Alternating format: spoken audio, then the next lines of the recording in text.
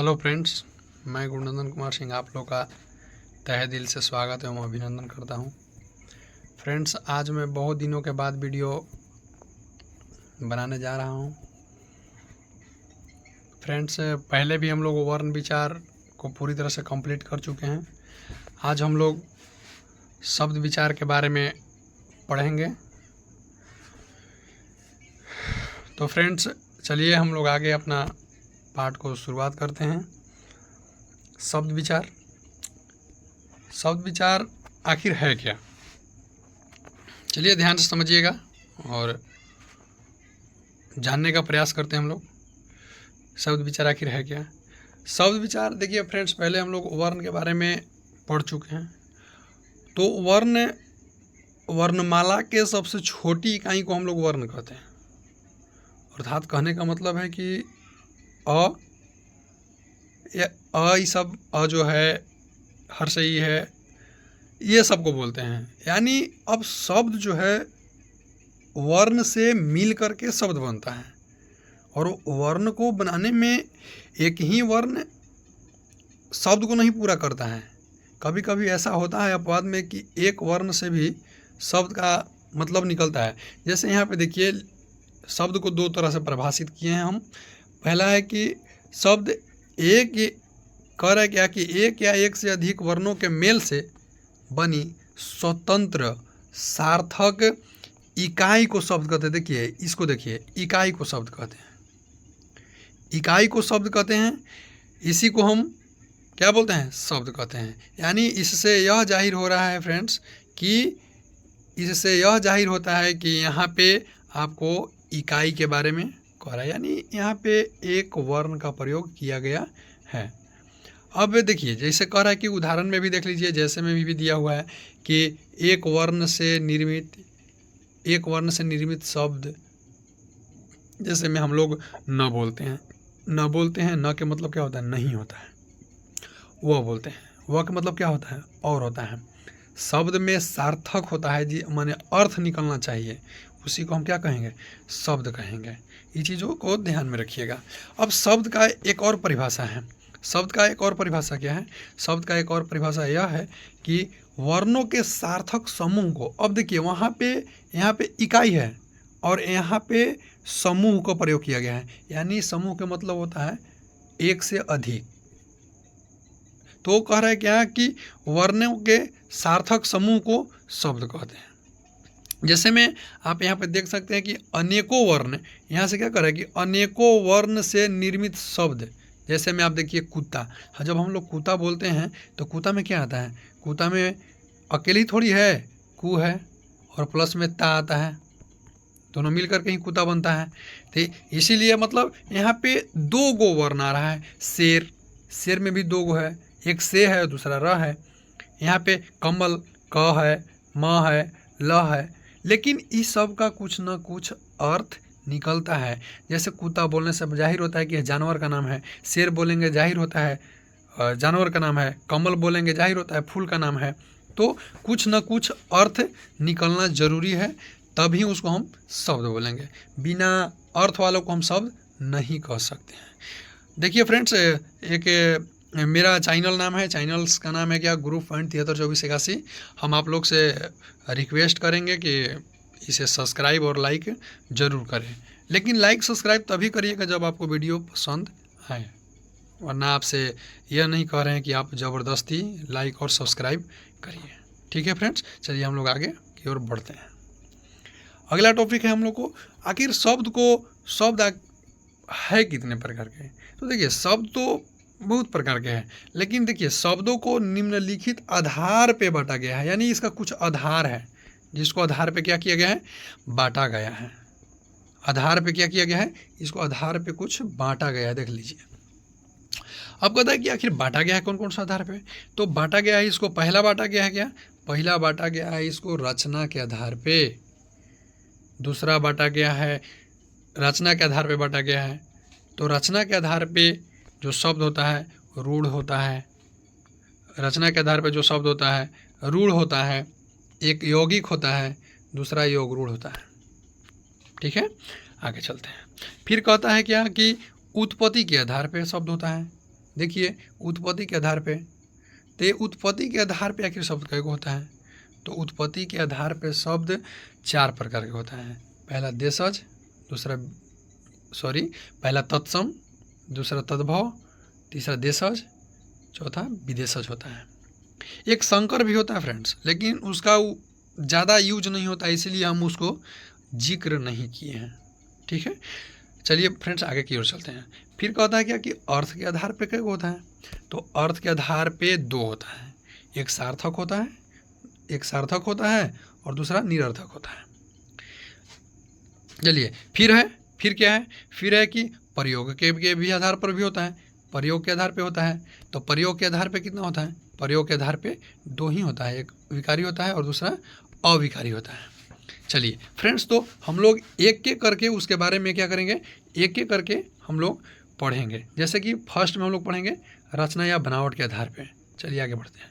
पहला देखिए, पहला हम लोग टॉपिक पे आ गए। पहला क्या आ गए कि रचना या बनावट के आधार पे पढ़ते हैं हम लोग। तो फ्रेंड्स चलिए, रचना या बनावट के आधार पे आप लोग को पहले भी बता चुके हैं कि रचना या बनावट के आधार पे 3 होता है, रूढ़ होता है, यौगिक होता है और योगरूढ़ होता है। तो हम लोग फ्रेंड्स पहले देख लेते हैं कि रूढ़ आखिर कहते किसको हैं। रूढ़ के बारे में जानकारी तो प्राप्त करना है ना, और उचित ढंग से समझेंगे भी और जानकारी भी प्राप्त करेंगे। रूढ़ आखिर कहते किसको हैं? यहाँ पे देखिए लिखा हुआ है कि जिसका कह रहा है क्या कि जिसका खंड या टुकड़ा करने पर कोई अर्थ न निकले, यानी कहने का मतलब है कि जब हम उसको तोड़ेंगे, जब कोई शब्द होगा और शब्द को जब हम तोड़ेंगे तो उसका कोई अर्थ नहीं निकलेगा। जैसे में आप देख सकते हैं, हम इसको तोड़े भी, कमल लिखे हैं। अब ये कमल को हम तोड़े, क जोड़ें, क में तोड़ें, म होगा, ल होगा, और जब इसको हम तोड़ेंगे तो आप ही बताइए क्या कोई अर्थ निकलेगा? क के मतलब क्या होता है?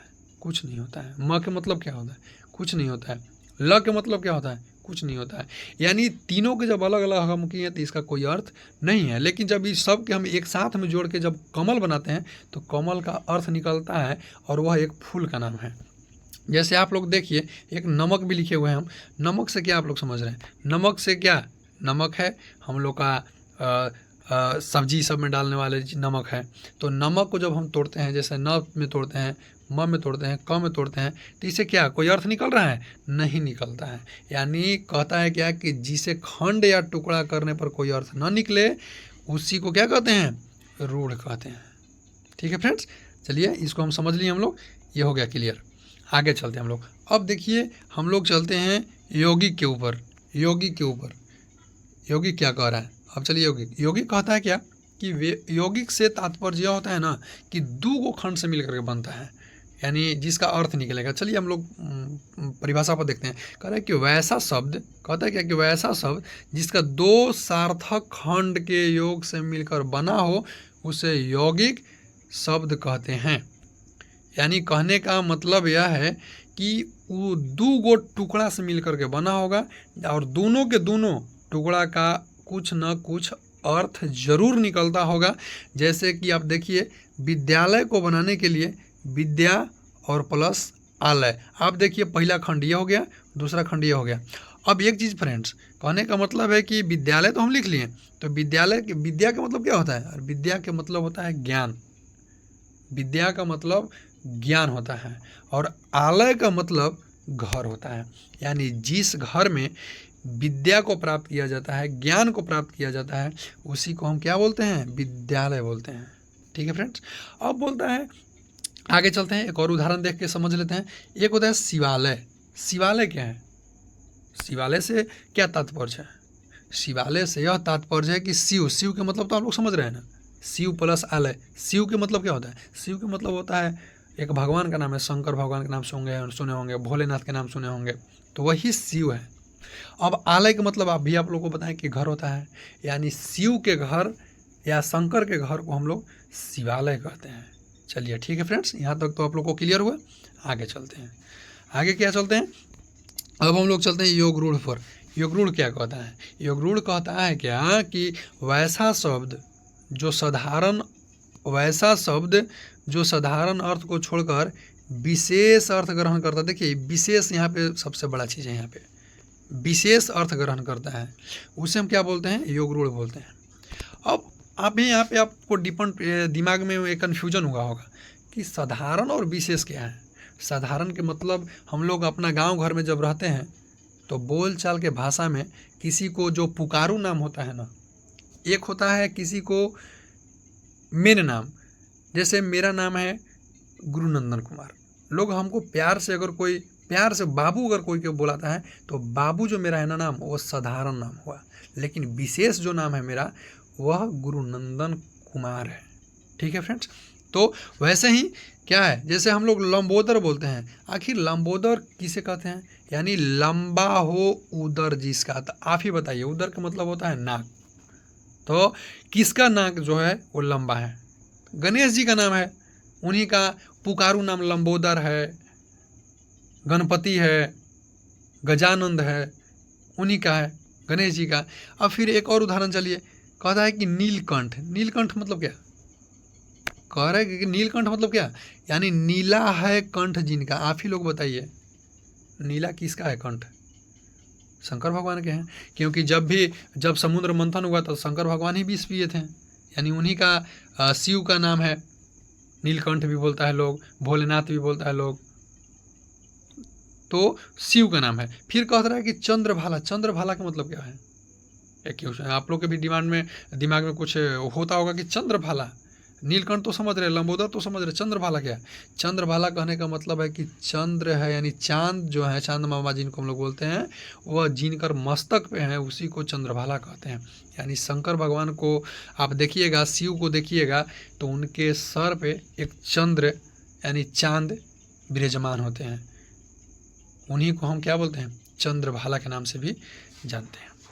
तो फ्रेंड्स क्या हुआ, हमारा रचना या बनावट के आधार पे जो शब्द था वो समाप्त हुआ। चलिए नेक्स्ट आगे चलते हैं। अब है फ्रेंड्स उत्पत्ति के आधार पे। अब कहता है क्या कि उत्पत्ति के आधार पे हम लोग को पढ़ना है। उत्पत्ति के आधार पे शब्द 4 प्रकार का होता है। उत्पत्ति के आधार पे शब्द कितना प्रकार का होता है? 4 प्रकार का होता है फ्रेंड्स। चलते हैं, कौन कौन होता है उसके बारे में जानकारी लेते हैं। तो पहला तो होता है तत्सम। पहला जो शब्द होगा उसको नाम क्या होगा? तत्सम।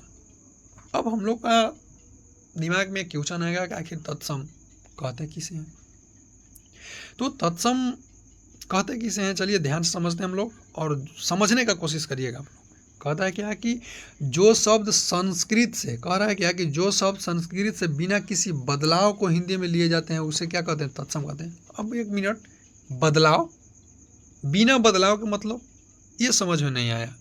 यानी कहने का मतलब है कि बिना बदलाव के, अर्थात जो संस्कृत में जो वर्ड था, जैसे कि हम लोग संस्कृत में कूप को कूप ही लिखते हैं, पंचम को पंचम ही लिखते हैं, कर्म को कर्म ही लिखते हैं, अग्नि को अग्नि ही लिखते हैं, हस्त को हस्त ही लिखते हैं, ज्ञान को ज्ञान ही लिखते हैं।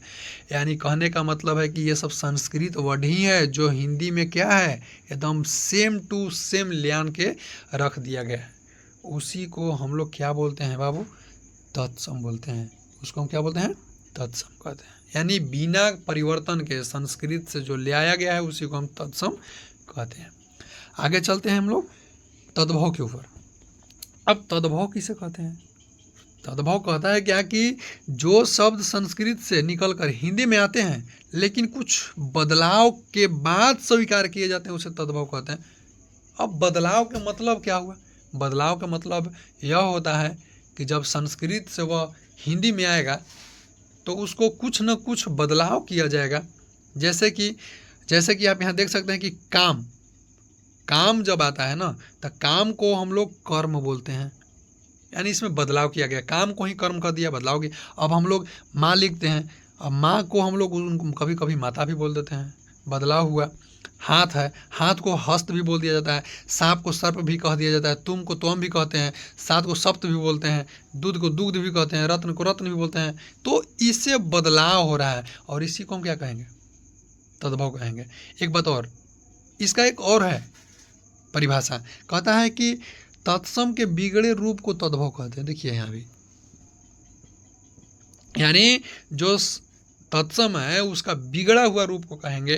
जैसे कहने का मतलब है क्या बताइए, माँ हम लोग बोलते हैं तो अच्छा लगता है, लेकिन माँ को ही हम लोग कभी कभी माता कह देते हैं, ये भी ठीक लगता है। लेकिन आप बताइए, सांप को सर्प कह देते हैं तो अजीब लगता है, काम को कर्म कहते हैं तो अजीब लगता है। तो उसी को क्या कर रहा है, बिगड़ा हुआ रूप है। चलिए ठीक है फ्रेंड्स, आगे की ओर हम लोग चलते हैं। अगला कौन है, अगला हम लोग का देशज है। अब देखिए देशज को समझते हैं, आखिर देशज है क्या। देशज से तो आप लोग समझ ही गए होंगे कि देशज के कहने का मतलब है कि देश के बारे में कह रहा है। यानी देश कह रहा क्या है कि जिस शब्द का जन्म या उत्पत्ति देश में होता है उसे देशज कहते हैं। यानी कहने का मतलब है कि हम देशज उसे कहते हैं जो किसी राष्ट्र या देश का क्या होगा, अपना भाषा होगा। अपना राष्ट्र या देश में बोली जाने वाली भाषा को देशज कहते हैं। जैसे मेरा देश क्या है, भारत है, और भारत में अनेकों प्रकार के बोली बोली जाती हैं। जैसे में बंगाली देखे होंगे, बंगाली भी बोला जाता है, बंगाली भी बोला जाता है, उड़िया भी बोला जाता है, उड़िया भी बोला जाता है। तो यहाँ पे बहुत सारा बोला जाता है। लेकिन एक बात बताइए, अब आप लोगों को लगता होगा कि देशज आखिर क्या उड़िया और ये सबको बोलते हैं? हाँ, सबको बोलते हैं। कारण है कि हमारे देश के अंतर्गत बोला जा रहा है। भले राज्य में बोला जा रहा है अलग बात है, लेकिन है तो देश का ही भाषा ना, देश में ही बोला जा रहा है, हमारा देश के अंतर्गत ही बोला जा रहा है। जैसे में आप एग्जाम्पल में देखिए, हम लोग लोटा बोलते हैं, कटोरा बोलेंगे, डोंगा बोलेंगे, डिबिया बोलेंगे, खिचड़ी, खिड़की, ये सब हमारा देश का भाषा है, प्रयोग करते हैं हम लोग, गाँव घर में ज़्यादा प्रयोग करते हैं लोग। अब देखिए, अब समझिए हम लोग विदेशज के बारे में। विदेशज आखिर क्या है? विदेशज का मतलब होता है कि अपना देश को छोड़ करके दूसरा देश में। कहता है क्या कि जिन शब्दों का इस्तेमाल हिंदी में, अरबी, फारसी, अंग्रेजी या किसी दूसरे देश की भाषा से लिया जाता है उसे हम क्या कहते हैं, विदेशज कहते हैं। अब समझ गए? यानी हमारा देश का नहीं है वो भाषा, किसी अन्य देश से लिया गया भाषा है, उसी को हम विदेशज कहते हैं। जैसे या फिर ये भी कह सकते हैं कि जिस शब्द की उत्पत्ति अन्य देश में हुआ है उसे हम क्या कहेंगे, विदेशज कहेंगे। जैसे में आप उदाहरण देखिए, जैसे में देखिए आप, जैसे क्या कहता है कि अरबी में अरबी के बहुत सारा भाषा है, फारसी के बहुत सारा भाषा आता है, अंग्रेजी के बहुत सारा भाषा है। जैसे में हम लोग अंग्रेजी में हम लोग क्या बोलते हैं, डॉक्टर बोलते हैं, अस्पताल बोलते हैं। तो ये सब क्या है, विदेशज भाषा है, विदेशी भाषा है। ठीक है फ्रेंड्स, आगे की ओर हम लोग चलते हैं। अगला है क्या, अगला है अर्थ के आधार पे। अब देखिए अर्थ के आधार पे, आखिर अर्थ के आधार पे शब्द पहले भी आप लोग जाने, शुरुआत में ही बताएं कि अर्थ के आधार पे दो होता है, एक सार्थक होता है, एक निरर्थक होता है। सार्थक का मतलब क्या होता है? सार्थक का मतलब होता है कि जिसका अर्थ निकले। सार्थक से यह तात्पर्य है बाबू कि जिसका अर्थ निकलेगा उसी को कहेंगे, यानी अर्थ निकलना जरूरी है। जैसे देखिए, जिसे कह रहा है कि जिन शब्दों का अर्थ निकलता है उसे सार्थक कहते हैं, सार्थक शब्द कहते हैं। जैसे आप देखिए मोहन से यह तात्पर्य हो रहा है कि लड़का को नाम पुकारा जा रहा है। घर से यह तात्पर्य हो रहा है कि हम लोग के रहने का जो आवास होता है उसको घर कहते हैं। रात से भी यह तात्पर्य होता है, रात भी जान रहे हैं आप लोग, आना के मतलब होता है कि कोई बुला रहा है हमको, नीचे के मतलब कि कोई नीचे जा रहा है। इस तरह के इसका इस सब का अर्थ है कुछ, इसीलिए इसको क्या कहते हैं, सार्थक शब्द कहते हैं। अब निरार्थक शब्द के बारे में समझते हैं। निरार्थक शब्द किसे कहते हैं? कहता है क्या कि जिस शब्द का अर्थ नहीं निकलता है, यानी वैसा शब्द जिसका कोई अर्थ ही न निकले, उसी को हम निरार्थक शब्द कहते हैं। जैसे में अब चट का मतलब क्या होता है, पट, लप, तफ, इस सब का मतलब कुछ नहीं होता है। जैसे हम लोग कभी कभी बोलचाल के भाषा में हम लोग वर्ड बोलते हैं कि चलेगा घूमने फिरने। अब घूमने के तो मतलब समझ में आता है, फिरने का मतलब क्या होता है? तो इसी को निरर्थक शब्द कहते हैं, जिसको हम लोग फिरने का वर्ड लगाएं। या चट के मट, लप, तफ, इस सब का कोई अर्थ नहीं है। यानी हमको मुंह से जो भी निकला, जो भी हम लोग के मुंह से प्रयोग हो गया, उसका कोई अर्थ नहीं निकलता है, उसी को हम लोग क्या बोलते हैं, निरार्थक शब्द कहते हैं। अब आते हैं हम लोग, देखिए कह रहा है, अब लास्ट है जो प्रयोग के आधार पर है। प्रयोग के आधार पे क्या कह रहा है, कहता है क्या कि प्रयोग के आधार पे शब्द कितना प्रकार का होता है।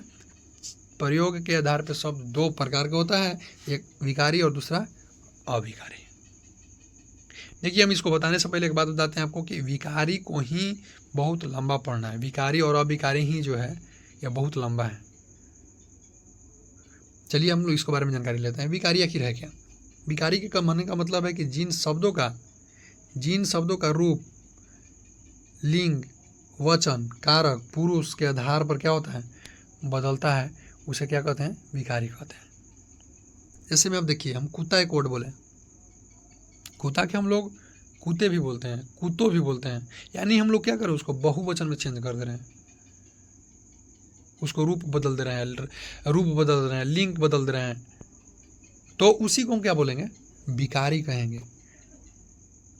जैसा लड़का बोलेंगे हम, अगर लड़का बोलेंगे तो लड़का क्या होगा, लड़के होगा, लड़कों होगा, यह भी विकारी ही है। यानी क्या हो रहा है, ये पुरुष के अनुसार बदल रहा है, लिंग के आधार अनुसार बदल रहा है। अब अविकारी किसे कहेंगे, क्या रहा है कि जिन शब्दों को रूप, लिंग, वचन, कारक, पुरुष के आधार पर क्या होता है, नहीं बदलता है, उसे हम क्या बोलते हैं, अविकारी शब्द कहते हैं। अब बताइए आप अपन लोग, कब को अब क्या बहुवचन बना सकते हैं, स्त्रीलिंग, पुल्लिंग, वचन चेंज कर सकते हैं, नहीं कर सकते हैं। कब, क्यों, सॉरी फ्रेंड्स, कुछ दिक्कत हो गया था, हाथ से कट गया था बनाते समय, तो हम इस सब के क्या कर सकते हैं, इसको चेंज नहीं कर सकते हैं, ये सब को हम लोग चेंज नहीं कर सकते हैं, इसीलिए यह क्या है, अविकारी है। ठीक है फ्रेंड्स, चलिए हम लोग आगे की ओर चलते हैं। आगे कह रहा है क्या कि विकारी के 4 भेद होते हैं। पहला क्या है, संज्ञा, सर्वनाम, क्रिया, विशेषण। ये सब चीज़ तो आप लोग सुने होंगे और बहुत अच्छी तरीक़ा से आप लोग सुने होंगे। और अविकारी के भी 4 भेद होते हैं, क्रिया विशेषण, संबंधवाचक, समुच्चयवाचक और विस्मयादि बोधक। तो ये सब चीज़, ये जो अगला वीडियो बनेगा ये संज्ञा पर बनेगा, उसके बाद सर्वनाम पर बनेगा, क्रिया पर बनेगा, विशेषण पर बनेगा। तो फ्रेंड्स, हम लोग को क्या हुआ, टॉपिक ख़त्म हुआ। टॉपिक ख़त्म होने के हम आप लोग से रिक्वेस्ट कर रहे हैं, विनती कर रहे हैं कि अगर आपको चैनल समझ में आया हो, वीडियो समझ में आया हो, तो इसको आप लाइक और सब्सक्राइब ज़रूर करें। Thank you.